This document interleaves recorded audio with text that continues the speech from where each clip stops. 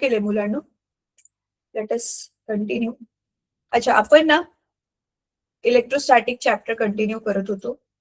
काल आपण काय बघितलं, जो कुलोम लॉ आहे, तर त्या कुलोम लॉ वरती बेस्ड आपण काही क्वेश्चन सॉल्व्ह केले.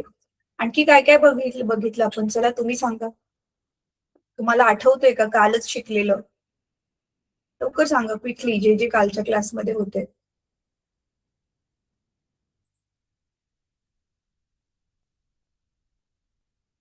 क्विकली मुलांनो. गर्ल्स, हॉस्टेलच्या गर्ल्स, काल आपण काय शिकलो?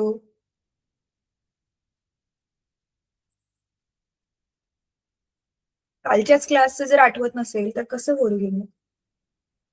Electric field. हा, इलेक्ट्रिक फील्ड.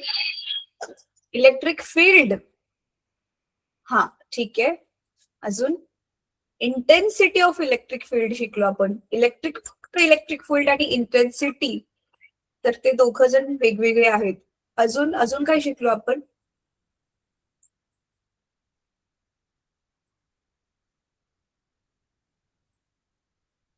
आणखी काय शिकलो? सुपरपोजिशन. हा, प्रिन्सिपल ऑफ सुपरपोजिशन शिकलो, राईट? ठीक आहे, चला आता ना पुढचं बघूयात आपण.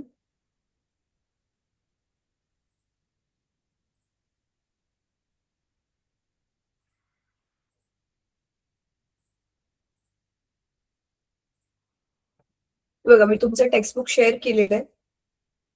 तर काल आपण बघितलं की एका चार्जवर बाकी चार्जमुळे जो हे फोर्स ऍक्ट करतो, ते आपण काय करतो, त्याचं वेक्टर सम घेतो. त्याला सुपरपोजिशन म्हणतात, हे आपण पाहिलेलं होतं. परत इलेक्ट्रिक फील्ड मध्ये इलेक्ट्रिक फील्डची जी आहे ती इंटेन्सिटी हे क्यू अपॉन हे त्याचं डायमेन्शन वाला वगैरे काढून आपण केलेलं होतं.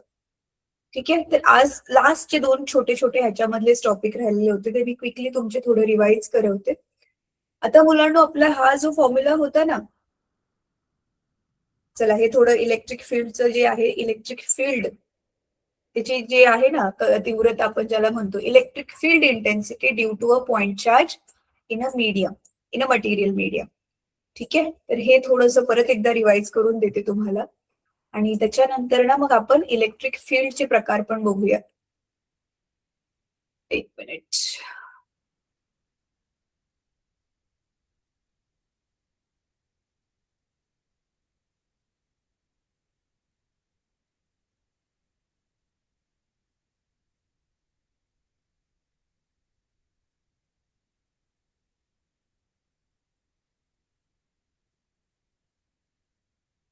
चला, तर चाललंय काय ते तुम्हाला आधी एक्सप्लेन करते आणि मग आपण त्याला डिस्कस करूया. ठीक आहे,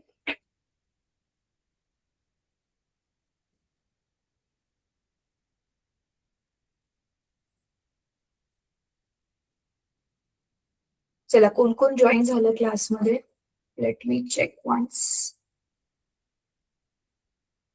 ठीक आहे, ओम तर आज जॉईनच नाही झालाय. कुठं गेला ओम? प्रद्युम, तुझी जरी एक्झाम संपली असली ना बेटा, ह्या कन्सेप्ट समजून घ्या. कारण ह्या कन्सेप्ट जे आहेत ते पुढच्या वर्षी आता 12वी ज्यावेळी चालू होईल ना, तर ह्याच्याच पुढचा भाग असणार आहे. त्याच्यामुळे हेच कन्सेप्ट क्लिअर नसले तर 12वी मधलं काहीच नाही समजणार. ठीक आहे, इव्हन तुझी एक्झाम चालू असताना जे फिजिक्सचे आपले क्लासेस मिस झाले त्याची पण तू रेकॉर्डिंग बघ. ओके.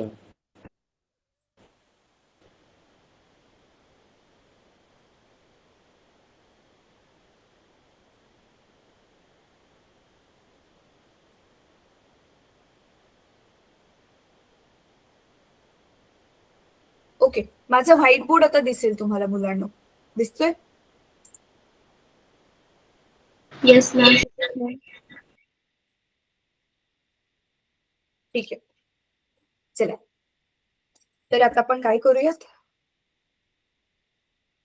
इथे आपण घेऊयात इलेक्ट्रिक फील्ड इंटेन्सिटी म्हणजे काय, इलेक्ट्रिक फील्डची तीव्रता किती आहे. आता ह्याला आपलं नॉर्मल डे टू डे लाईफच्या एक्झाम्पलने समजण्याचा प्रयत्न करूया. समजा मुलांनो, नीट ऐका हा. एक बल्ब खूप वेळ जो आहे ना तो असा आपण पेटत ठेवलेला आहे, असा एक बल्ब आहे आणि तो ग्लो होते खूप वेळासाठी. तुम्हाला माहितीये की थोड्या वेळाने तो गरम होईल. त्याच्या जवळ तुम्ही जाऊन ना बघितलं असं हात आपण हाताने शेकतो तेव्हा. आणि दुसरं जे आहे, इथे जी आहे अशी ती लाकडं जाळून की नाही आग लागलेली आहे अशी, फायर आहे आणि तिथे पण जाऊन तुम्ही शेकताय. कुठे आगीची तीव्रता, उष्णता कुठे जास्त जाणवेल?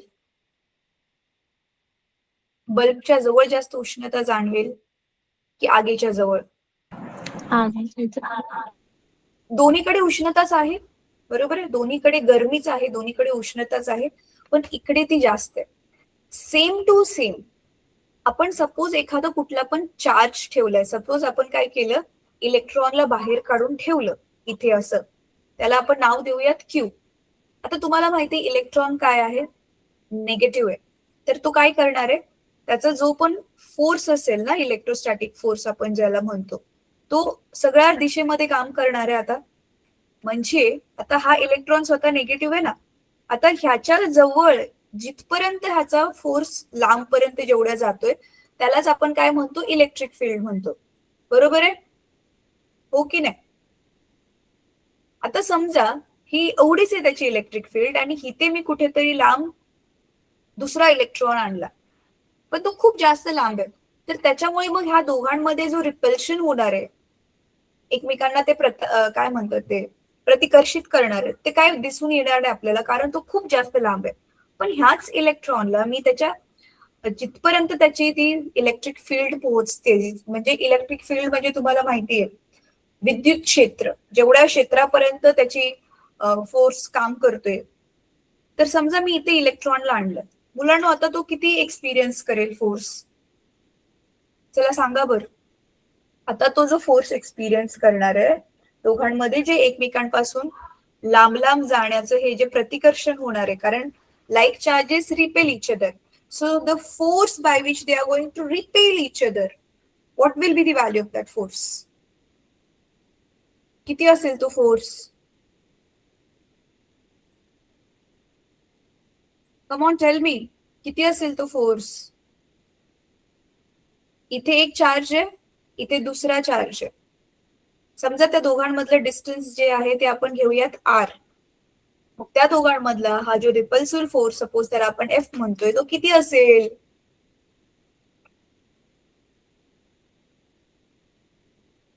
चुकलं तरी चालेल, पण ट्राय करा. चला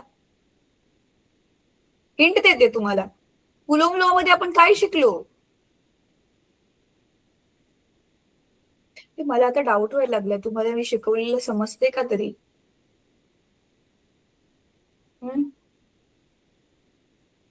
कुलोम लॉ मध्ये आपण काय शिकलो? हेच शिकलो ना, दोन्ही कुठले पण दोन चार्जेस एकमेकांपासून काही डिस्टन्सवर ठेवल्यावर त्या दोघांमधला जो फोर्स काम करतोय त्याच्यासाठीच तर आपण फॉर्म्युला लिहिला ना. काय होता तो फॉर्म्युला, काय होता तो फोर्स, त्याचं एक्सप्रेशन सांगा चला. की कुलोम लॉ पण विसरला?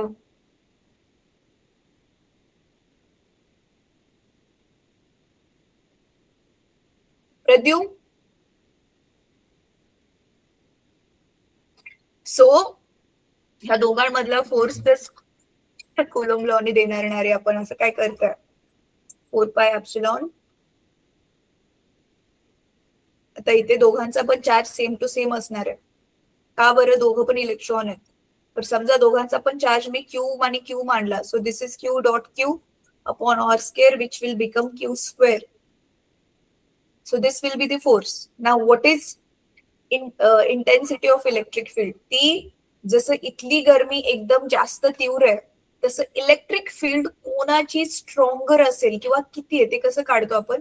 त्याच्यासाठी फॉर्म्युला आपला की आता ऑब्व्हियसली जेवढा जास्त फोर्स असेल अट्रॅक्ट करणारा किंवा रिपेल करणारा तेवढी जास्त असेल, तर मग त्याचा फॉर्म्युला आहे एफ अपॉन क्यू. आणि मग तीच व्हॅल्यू आपण इथे ठेवतो. आता बघा, इलेक्ट्रिक फील्ड इंटेन्सिटी काढण्यासाठी आता आपण काय करणार आहे?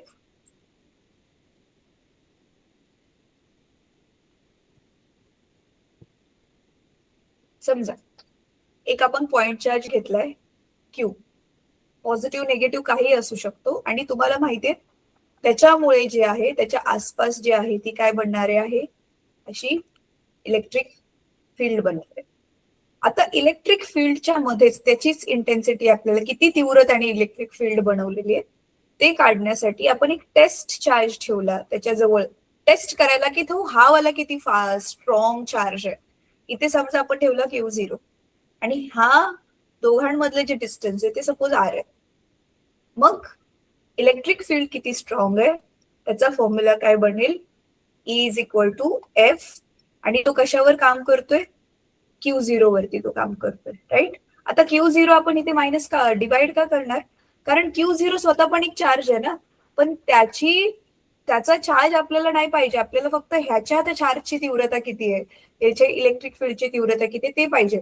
म्हणून हाला आपल्याला वगळून काढायचंय, म्हणून आपण ह्याने काय करणार, त्याला डिवाइड करणार. सो मग एफचा फॉर्म्युला आता आपला हा दोन्ही चार्जमुळे काय बनणार आहे, 1/4πε, जो कुलोम लॉचा फॉर्म्युला आहे, आणि ह्या दोन्ही चार्जची व्हॅल्यू Q इंटू Q0 आपण दोघांमधलं डिस्टन्स R², हे झालं F ची व्हॅल्यू ठेवली आपण, आणि खाली अपॉन Q0.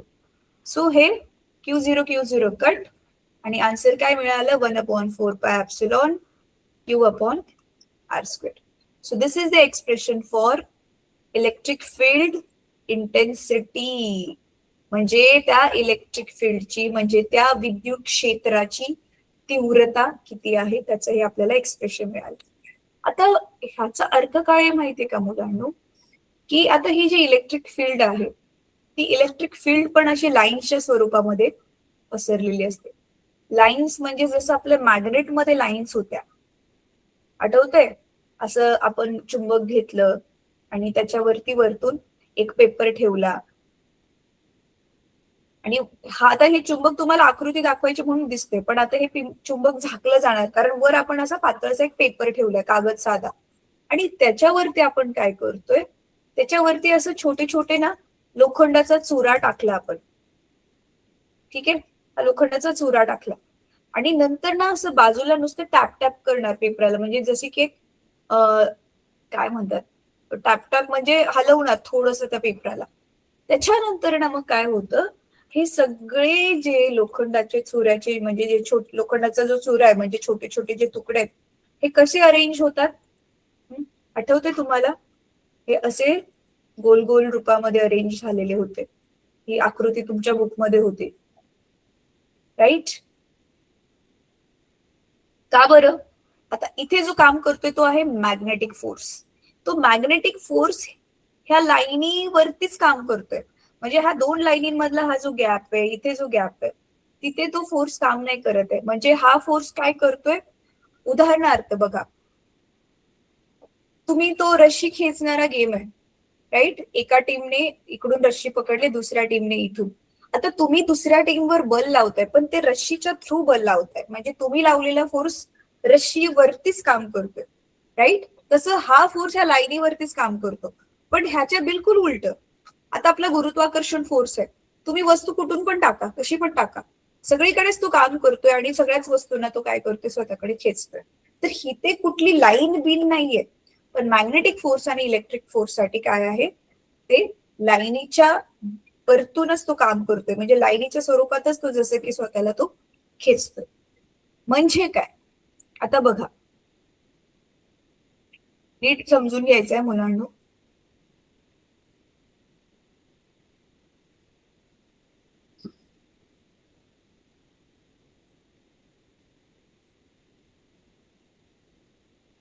अच्छा बघा, इथे तुमच्या बुकमध्ये दाखवली नाही का आकृती, ते दिसतंय, एक प्लेट आहे धन प्रभारित आहे, आणि दुसरी प्लेट घेतली, पूर्ण प्लेट ती घेतली ऋण प्रभारित, ठीक आहे. आता तिथून मग कशी मॅग्नेटिक फील्ड काम करते ते इथे दाखवलेलं आहे. आता युनिफॉर्म मॅग्नेटिक फील्ड आणि नॉन युनिफॉर्म मॅग्नेटिक फील्ड काय असते ते तुम्हाला इथे एक्सप्लेन करते. तर आता हे दोन प्लेट घेतलेले आहेत मी, तर समजा दोघांवरचा चार्ज अगदी सेम आहे, म्हणजे काय की प्लेट जी आहे ती पॉझिटिव्ह आहे, पण त्याच्यावरती जो चार्ज आहे सपोज 4 कुलम आहे, +4 कुलम, आणि ह्याच्यावरती चार्ज आहे -4 कुलम. सेम सेम चार्ज आहे, फक्त एक प्लस आहे, दुसरा काय आहे मायनस आहे.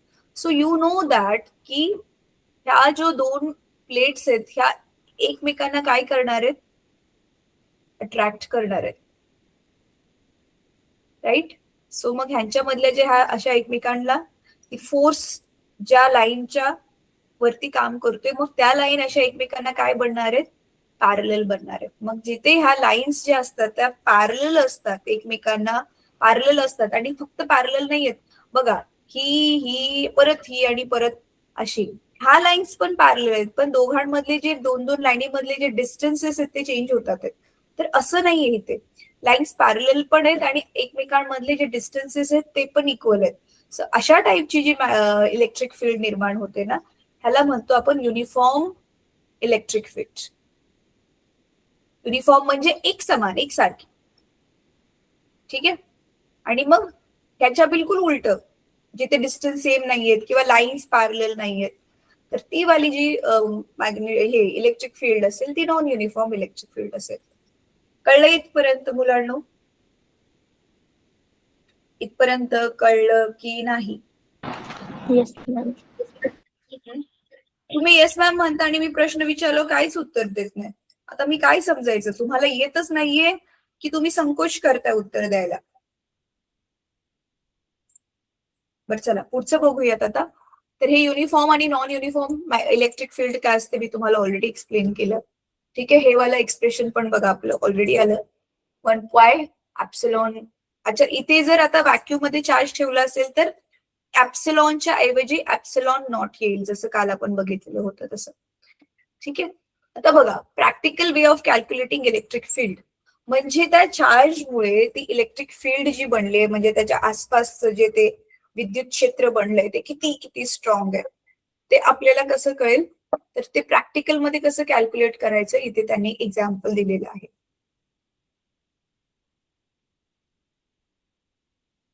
इथे बघा ते एक्झाम्पल देऊन इथे एक गणित पण सोडून दाखवलेलं आहे.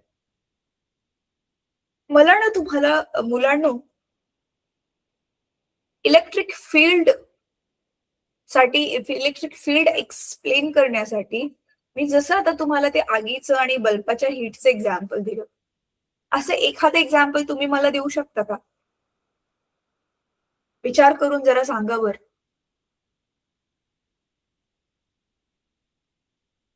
कोण सांगू शकेल?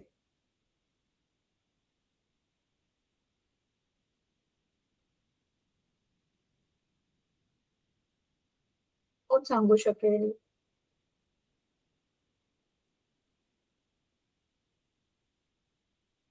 इलेक्ट्रिक फील्ड काय करते, जो इलेक्ट्रिक चार्ज आहे तो एक फोर्स लावतोय, सगळ्या दिशेने फोर्स लावतोय आणि त्या फोर्सने आता तो फोर्स स्वतःकडे खेचण्याचा लावतोय की लांब फेकण्याचा लावतोय, ते कशावर डिपेंड असेल की त्याच्या आसपास कोणकोणते चार्ज आहेत.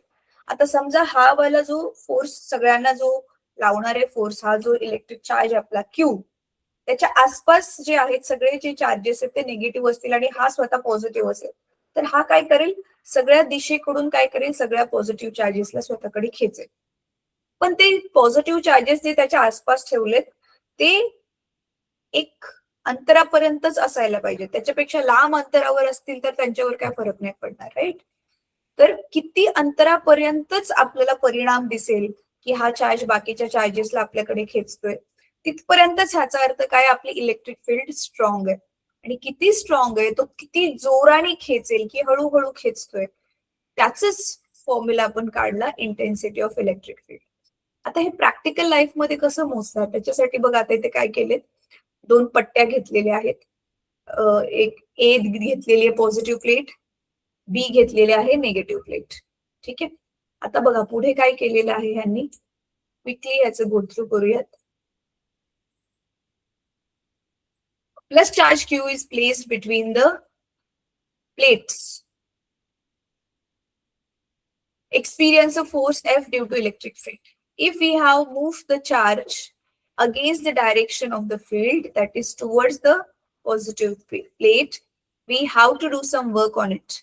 If we move the charge plus Q from the negative plate to B, plate B to positive plate A, the work done against the field. म्हणजे ह्यांना काय म्हणायचंय मुलांना बघा, आपण ना ह्याला इकडे घेऊन चाललोय. काय करतोय आपण, पॉझिटिव्ह जी प्लेट आहे आपली रेड वाली, तिला आपण निगेटिव्ह प्लेटच्या दिशेने घेऊन चाललोय.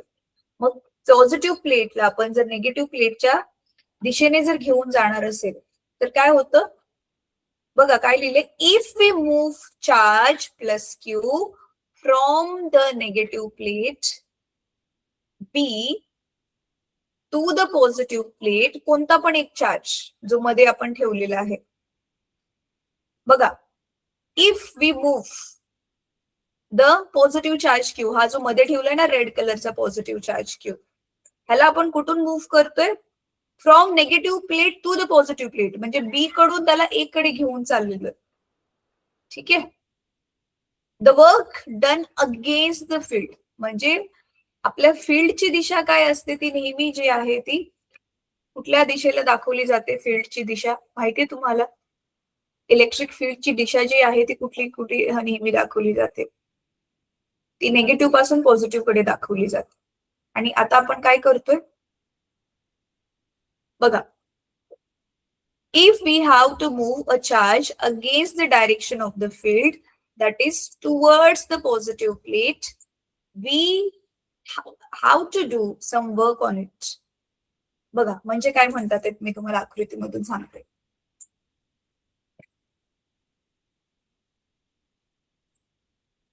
इथे दाखवलंय तसंच घेऊया एक्झॅक्टली. ही आपली निगेटिव्ह प्लेट आहे, सॉरी पॉझिटिव्ह प्लेट आहे, आणि ही आपली काय आहे, निगेटिव्ह प्लेट आहे. ठीक आहे.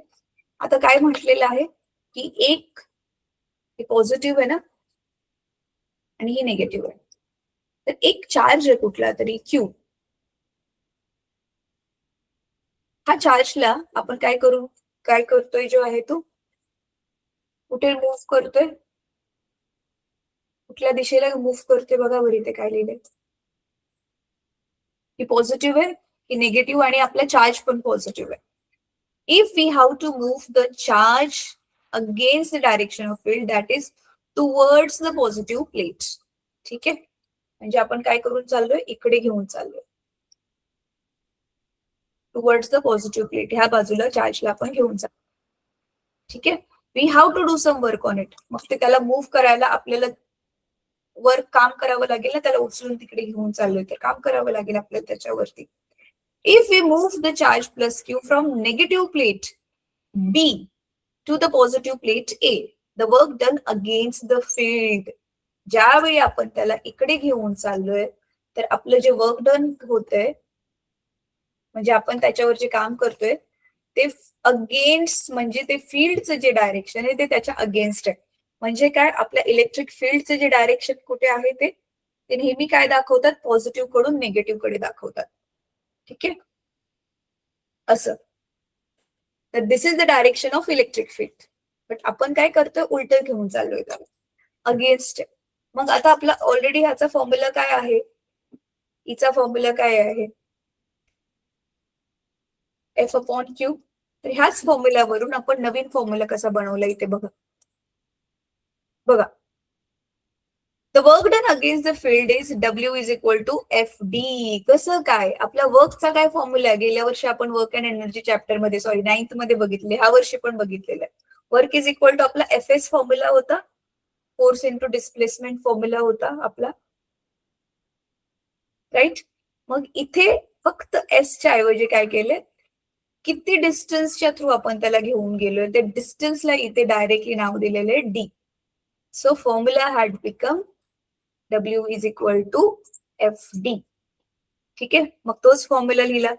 पण आता आपण जो ओम्स लॉ वाला इलेक्ट्रिसिटीचा जो चॅप्टर होता 9वी मध्ये, त्याच्यामध्ये आपला एक नवीन फॉर्म्युला आपण शिकलेलो होतो, वर्क डन. चार्ज ज्यावेळी सर्किट मधून फिरतोय तर ते एका चार्जला मूव्ह करण्यासाठी आपली बॅटरी जेवढं वर्क डन करते ते आपण काय बघितलेलं होतं, त्याचा फॉर्म्युला बघितलेला होता व्ही क्यू. व्ही काय होतं, पोटेन्शियल डिफरन्स, क्यू काय होता, चार्ज. मग इथे पण तोच फॉर्म्युला आपण लिहितोय, फक्त क्यू जो आपण कॅपिटल चार्ज घेतलेला त्याला आपण स्मॉल क्यू लिहितोय, राईट. सो इथे मग डब्ल्यू चे आपले दोन फॉर्म्युलाज झाले.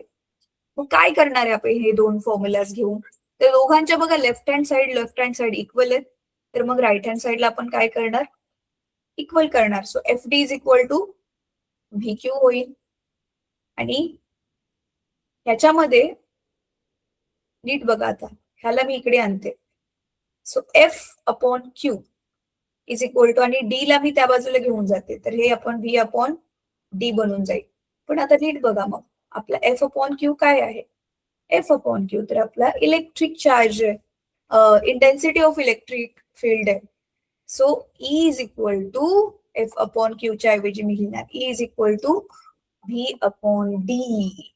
म्हणजे ह्या दोन्ही प्लेटच्या विभवातलं अंतर, विभवांतर आपण ज्याला म्हणतो, म्हणजेच पोटेन्शियल डिफरन्स, ह्या दोन्ही प्लेट मधलं पोटेन्शियल डिफरन्स किती आहे आणि त्या दोन्ही प्लेटमध्ये किती डिस्टन्स वर ते ठेवलेले आहेत. ऑब्व्हियसली ना, जेवढं डिस्टन्स कमी तेवढी इंटेन्सिटी जास्त, कारण ते खूप जवळ आल्यावर जास्त तीव्रतेने आपण त्यांचा फोर्स एक्सपिरियन्स करू शकतो. म्हणून बघा ते डिनॉमिनेटर मध्ये डी आले, इन्व्हर्सली प्रोपोर्शनल आहे, कारण डिस्टन्स कमी केलं की ई वाढेल, म्हणून ते ऑटोमॅटिकली डिनॉमिनेटर मध्ये आले. आणि पोटेन्शियल डिफरन्स आपण जेवढा वाढवला, आता मगाशी काय सांगितलेलं, हे 4 कुलोम्ब आहे आणि हे पण 4 कुलोम्ब आहे, तर दोघांमधल्या पोटेन्शियलचा डिफरन्स बघा किती होता, 4 वरती दोघांना पण मेंटेन केले, बट एक पॉझिटिव्ह एक निगेटिव्ह आहे. जसं नाही का, 4 व्होल्टची बॅटरी असते, 10 व्होल्टची बॅटरी असते, तर जेवढं वोल्ट जास्त, 10 व्होल्ट, 100 व्होल्ट, आपली जे वाहनं असतात मुलांनो, कारमध्ये वगैरे पण बघा बॅटरी असते, मोठीवाली बॅटरी, त्यांचा पोटेन्शियल डिफरन्स किती असतं माहितीये तुम्हाला, बॉईज मध्ये माहितीये कोणाला,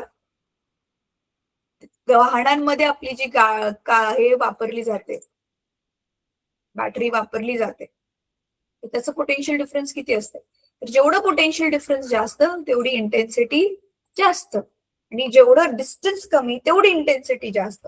so we got the new formula E is equal to V by D. तर तोच हा फॉर्म्युला इथे दिलेला आहे. Can you see, so E is equal to V by D. मग आता ह्याच्यावरती बघा डायरेक्ट क्वेश्चन पण सॉल्व्ह करून दाखवले. आता हा मी इथेच एक्सप्लेन करते मुलांना, हा तुम्हाला आता स्वतः करायचं. बघा सिंपल आहे, गॅप बिटवीन टू इलेक्ट्रोड्स, दोन इलेक्ट्रोड घेतलेत, एक पॉझिटिव्ह एक negative. The spark plug used in an automobile engine is 1.25 millimeter.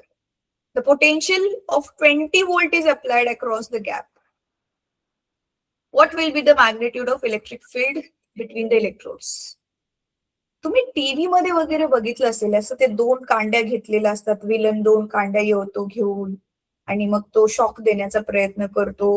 त्या कांड्यांमध्ये किती जास्त ताकद आहे दाखवण्यासाठी तो एकमेकांवरती त्या कांड्या स्ट्राईक करतो बघा, मग त्याच्यातून खूप स्पार्क निघतो. बघितलंय हे तुम्ही मूवीज मध्ये, सिरियल मध्ये बघितलंय का मुलींना, बघितलंय की नाही बघितलंय? तर बघा इथे सेम टू सेम तेच मला गणित दाखवलेलं आहे, तेच गणित दिलेलं आहे की हे असे 2 रॉड आहेत, इथे एक रॉड आहे, इथे एक रॉड आहे, इलेक्ट्रोड आहेत, दोघांमधलं पोटेन्शियल डिफरन्स जे आहे ते 20 व्होल्ट आहे, आणि दोघांमधले जे डिस्टन्स आहे ते 1.25 काय दिलेले, मीटर दिलेलं आहे की मिलीमीटर दिलेलं आहे, मिलीमीटर दिलेलं आहे. तर आता मिलीमीटरचं मीटर मध्ये करावं लागेल आपल्याला, राईट. मग काय सेम सेम, मग 20 व्होल्ट हे पोटेन्शियल डिफरन्स आहे, तर इज इक्वल टू 20 अपॉन हे डिस्टन्स डी दिलेलं आहे, पण ते मिलीमीटर मध्ये, मीटर मध्ये करण्यासाठी आपण काय करणार, इंटू 10⁻³ आणि मग ह्याला सॉल्व्ह करून सरळ सरळ उत्तर लिहिलेलं आहे. So this is very very simple. So answer काय आलं फायनली, 1.6 इंटू 10⁴ वोल्ट पर मीटर. एका मीटर वरती किती व्होल्टेज आहे, तेच तर आहे ना तीव्रता, इंटेन्सिटी. ओके, आता पुढे आता काय दिले दिसते तुम्हाला, वेगवेगळे चार्जेस ठेवलेले आहेत वेगवेगळ्या डिस्टन्स वरती, आणि त्यांच्यामधला जो हा इलेक्ट्रिक फील्डची इंटेन्सिटी वेगवेगळ्या नावाने दिली आहे, ईए, ईसी वगैरे. आणि काय करायचंय, what is the magnitude and direction of resultant electric field at point P, which is the midpoint of the hypotenuse. इथे P वरती एकूण पीच्या आसपास मग ते एकूण किती इलेक्ट्रिक फील्ड म्हणजे कशी बनलेली आहे, त्याची तीव्रता किती, इंटेन्सिटी किती, तेच काढायचं.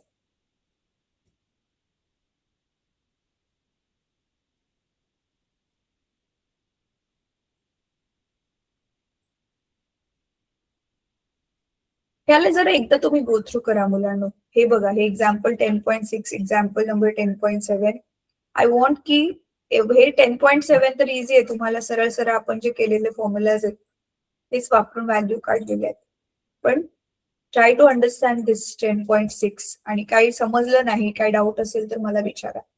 मी असं नेहमीच म्हणते, मला डाऊट तर कधी कोणी विचारतच नाही. चला, आता इलेक्ट्रिक लाईन्स ऑफ फोर्स, तेच मी जसं आता एक्सप्लेन केलं. इलेक्ट्रिक फील्ड जी आहे ती फोर्स एका लाईनीवरून अप्लाय करते. जसं आपण ते रस्सा खेच मध्ये दुसऱ्याला खेचतोय, पण त्या रश्शीच्या द्वारे खेचतोय.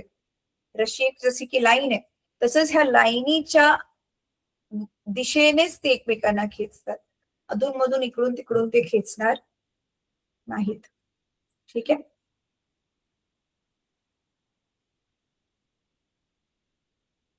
तर ह्या ज्या इलेक्ट्रिक फील्ड लाईन्स बनलेत, ते बघा दिसते आता तुम्हाला. इथे लो फील्ड, हाय फील्ड. आता इथे लो फील्ड का आहेत, कारण ह्या इलेक्ट्रिक फील्डच्या लाईनच्या आहेत ते खूप लांब लांब लांब लांब आहेत एकमेकांपासून. आणि इथे बघा ते एकदम दाट झालेले आहेत.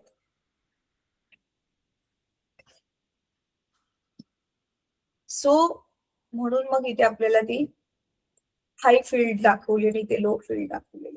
आता हे जे इलेक्ट्रिक फील्डचे ते कॅरेक्टरिस्टिक्स आहेत ना मुलांनो, हे तुम्ही स्वतःहून जरा वाचून काढा, कारण आता ते एक एक वाचून एक्सप्लेन केलं तर आपल्याला संपेल तास त्याच्यातच. हे इझी आहेत, मला स्वतःहून समजेल की काय आहे ते नक्की. एकदा वाचून काढा, वाचल्यावर समजेल तुम्हाला. नाहीच समजलं तर मग मला उद्या विचारा, उद्याच्या आपल्या क्लास. आज काय गुरुवार आहे ना, हो उद्या आपला एक क्लास असेल.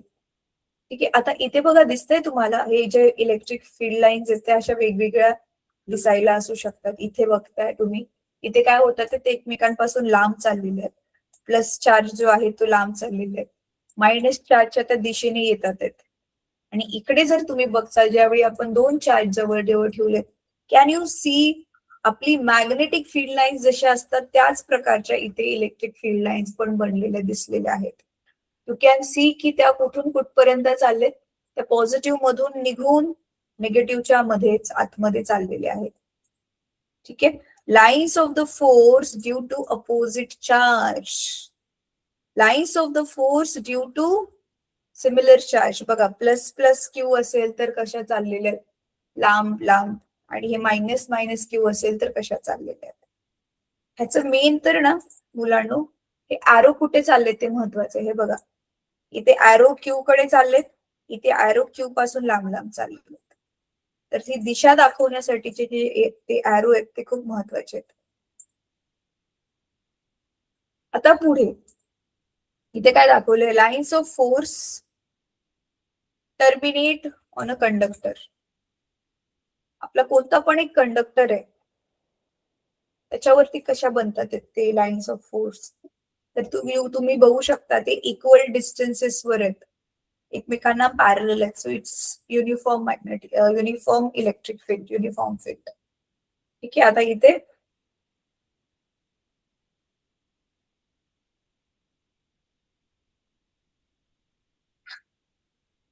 अजून एक एक्झाम्पल दिलंय की ए पॉइंट वरती इलेक्ट्रिक फील्ड लाईन्स खूप खूप जवळ आहेत. तर इथे इंटेन्सिटी जास्त असेल, इथे जी आहे ती, म्हणजे जेवढ्या जवळ दाट इलेक्ट्रिक फील्ड लाईन्स, तेवढीच त्या क्षेत्रामध्ये ही इलेक्ट्रिक फील्डची तीव्रता, इंटेन्सिटी जास्त असेल. तर बघा, हा सेमच बिंदू पासून निघालेला आहे, हा सगळ्या लाईन्स आहेत. पण इथे जे ए पॉइंट दाखवलाय कर्व करून, त्या पॉइंटवर ही तीव्रता जास्त जाणवेल आणि इथे बी वरती ती कमी जाणवेल. कारण चार्ज पासून जसं लाईन्स ऑफ फोर्स लांब लांब लांब लांब जाणार, तसं तसं त्यांची ताकद जसं की कमी कमी होत जाणार, असं त्याचा अर्थ आहे. जी की कॉमन गोष्ट आहे, राईट. असंच होऊ शकतं. अच्छा, आता इथे आहे इलेक्ट्रिक फ्लक्स. फ्लक्स काय असतं, फ्लक्स काय असतं? चला एक तुम्हाला याचं छानपैकी उदाहरण देतो.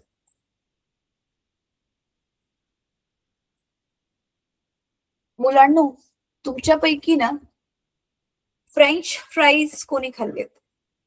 फ्रेंच फ्राईज म्हणजे जे कर तुम्हाला माहिती नसेल तर टीव्हीवर तुम्ही मोबाईलवर बघितलं असेल मॅकडॉनल्ड्सचं हे ऍडव्हर्टाइजमेंट.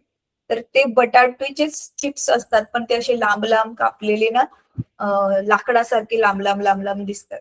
ते कोणी खाल्लेत? खाल्लेत कोणी? ऍक्च्युली ते मी पण नाही खाल्ले का? अच्छा. चला तुमच्यापैकी तरी कोणीतरी खाल्लेत. माहिती आहे तुम्हाला ते काय असतात, बरोबर आहे? राईट? तर आता आपण एक एक्झाम्पल घेऊया हे इलेक्ट्रिक फ्लक्स समजण्यासाठीच, की समजा तुमच्याकडे की नाही आता हा आईस्क्रीमचा कोन आहे. कोनवाली आईस्क्रीम कोणी कोणी खाल्ली आहे? सगळ्यांनी खाल्ली असेल ही तर.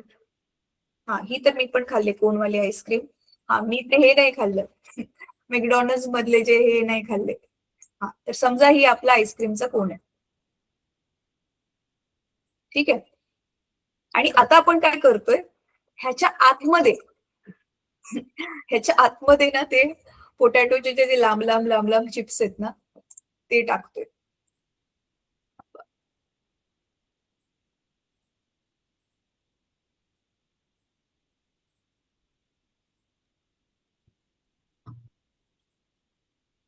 Yes, I got. हे बघा, हे असे लांब लांब मी काय करते, ह्याच्या आतमध्ये पोटॅटोचे चिप्स भरते. ठीक आहे. आता एकामध्ये की नाही, एकामध्ये मी काय केलं आता, बेसिकली ना इथे आपण ह्याला का मी घेतलंय, ह्याला आपण कशाची तुलना करतोय, कशाची तुलना करतोय माहितीये का? समजा इथे की नाही माझा चार्ज आहे क्यू. ठीक आहे. ह्या चार्ज क्यू मुळे काय होणार आहे, तो सगळीकडे त्याच्या लाईन जो आहे तो फेकणार आहे. हा पॉझिटिव्ह चार्ज आहे, तर तो पॉझिटिव्ह जो आहे तो सगळीकडे अशा त्याच्या लाईन्स फेकतोय.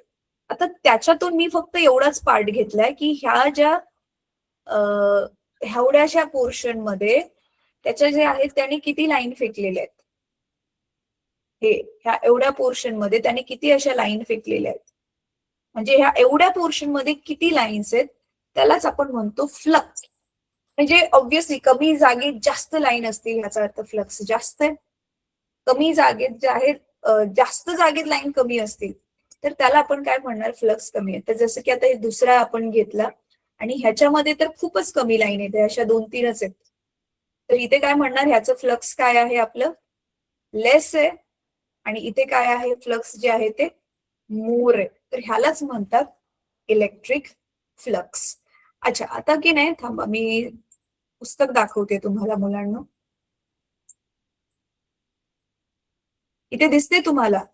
तर फ्लक्स कसं काढतो आपण, फ्लक्स म्हणजेच आपली इलेक्ट्रिक फील्ड किती स्ट्रॉंग आहे. जेवढी इलेक्ट्रिक फील्ड स्ट्रॉंग तीव्र असेल तेवढा जास्त ती लाईन सोडणार आहे. तेच आता फ्लक्स नाव दिले आपण त्याला. As discussed previously, number of lines of force per unit area is the intensity of electric field. मग आधी फक्त आपण काय केलं, ते कशाच्या रूपात मोजली, फोर्स किती आहे. आणि आता आपण काय करतोय, ते लाईन्सच्या रूपामध्ये मोजतोय.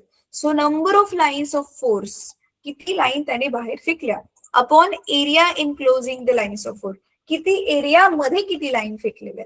So this is the new formula of the flux. आणि म्हणून मग आता आता मी तुम्हाला थोडासा वेळ देते. ह्याला छोट करते. दोन दोन नाही, 1च मिनिटं देते फक्त. पटकन ह्याला वाचा आणि मला ह्याचं उत्तर द्या.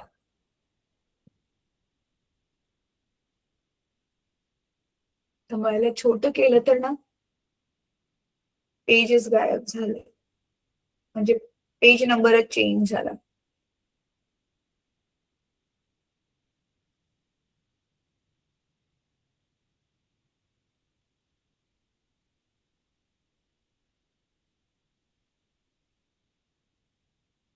Electromagnetic waves. 1 minute.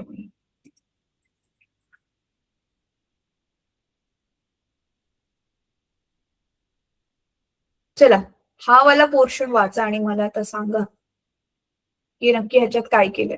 Because I want to see की स्वतःहून सेल्फ रिडिंग करून तुम्हाला फिजिक्सची भाषा कळते का.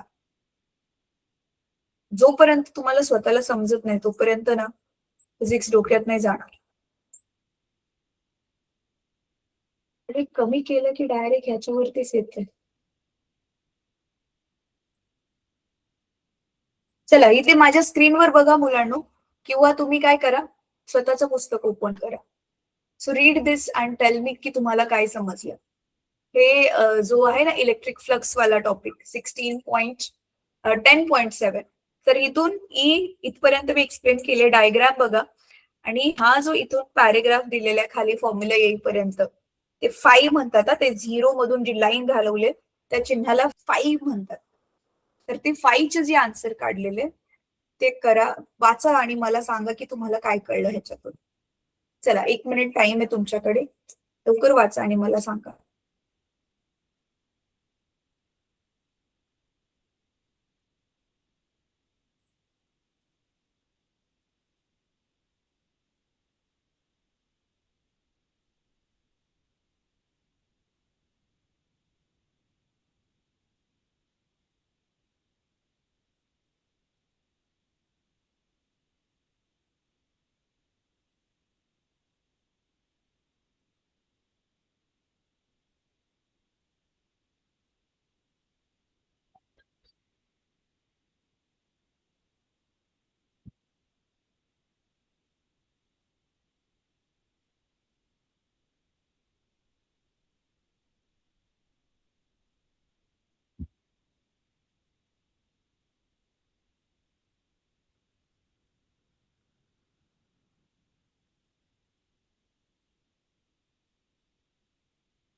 झालं?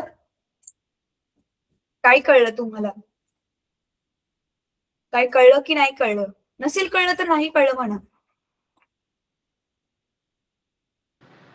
मॅम अर्धच वाचलं. अर्धच वाचून झालं. बरं ठीक आहे, थांबा. आपल्याकडे ना आता 5 मिनिटं फक्त मी अजून एक्स्ट्रा घेते मुलांना. मी तुम्हाला एक्सप्लेन करते की हे काय आहे.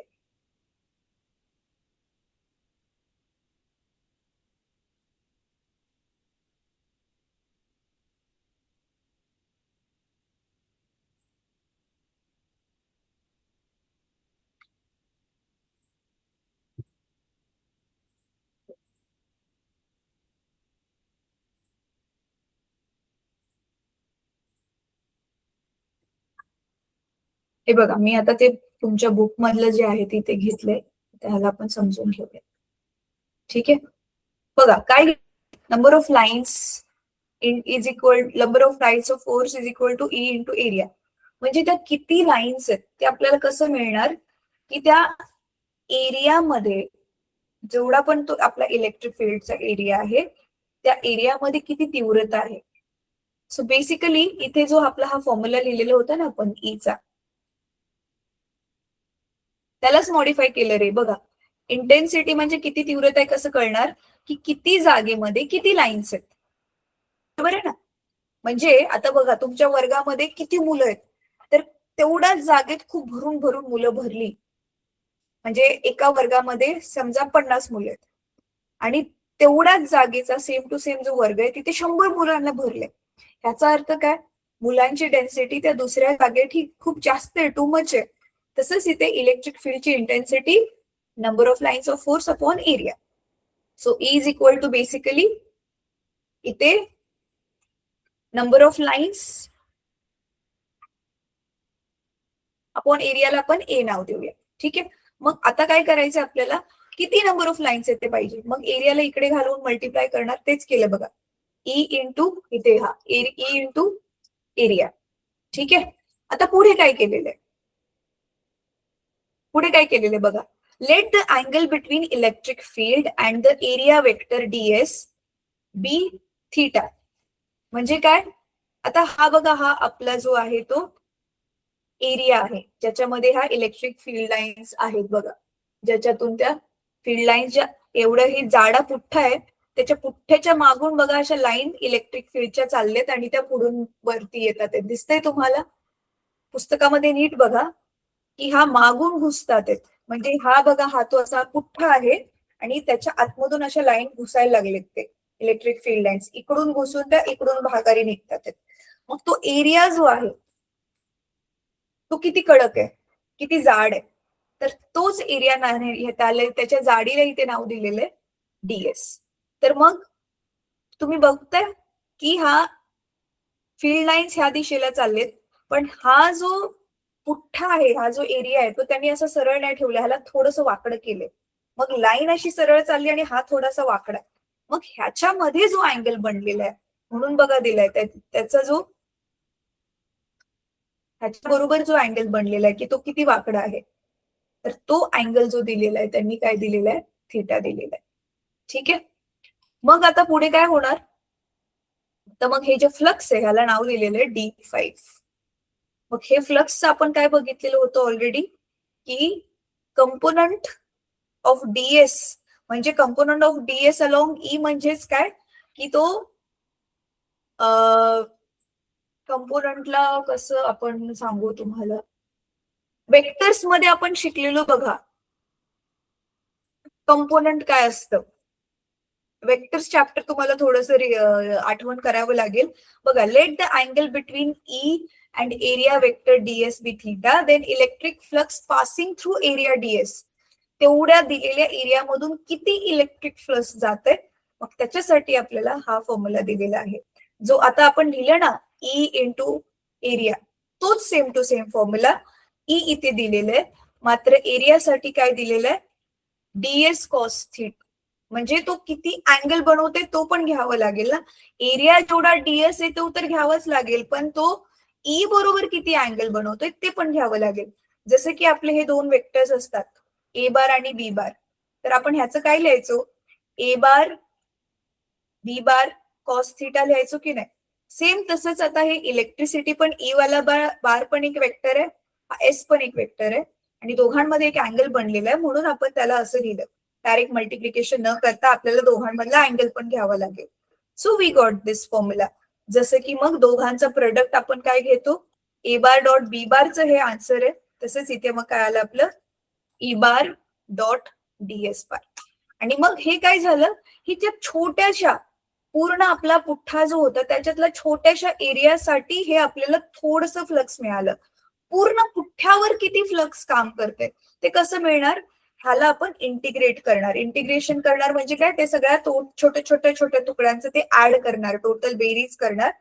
सो आपल्याला मग ते एरिया जो छोटा एरिया डीएस होता तो पूर्ण टोटल एरिया आपल्याला एस मिळेल. So we will get E bar dot S bar. आणि मग त्याची जी पुढची स्टेप आहे ती इथे दिलेली आहे बघा. So E bar dot S bar आणि ई चा फॉर्म्युला आपण मगाशी ऑलरेडी काढलेला होता. काय काढलेला होता, व्ही बाय एम. तर हे व्ही बाय एम कसं काय आलं, हे व्ही अपॉन एम कसं काय आलं, मगाशी तर आपण काय काढलेलं, व्ही अपॉन डी काढलेलं होतं ना. इथे जे काढलेलं होतं ईचा फॉर्म्युला वरती, हा हे तर व्ही अपॉन डी काढलेलं होतं आपण, दोघांमधलं डिस्टन्स. मग इथे एम कसं आलं हे थोडस तुम्ही डोकं लावून फाइंड आउट करा आणि मला उद्या सांगा. नाही सांगितलं तरी मी एक्सप्लेन, म्हणजे तुम्हाला नाही मिळालं तरी पण मी उद्या एक्सप्लेन करेल, डोंट वरी. ठीक आहे, ते कसं आलं व्ही अपॉन एम कसं आलं ते मी उद्या एक्सप्लेन करेल. ठीक आहे, तर इथपर्यंत आज आपलं इलेक्ट्रिक फ्लक्स पर्यंत झालंय. जे जे आज मी शिकवलंय ते वाचायचं आहे, शिवाय जी दोन गणितं मी एक्सप्लेन नाही केलीत, हे 10.6 आणि 10.7 हे तुम्ही स्वतःहून मुलांनो ट्राय करा.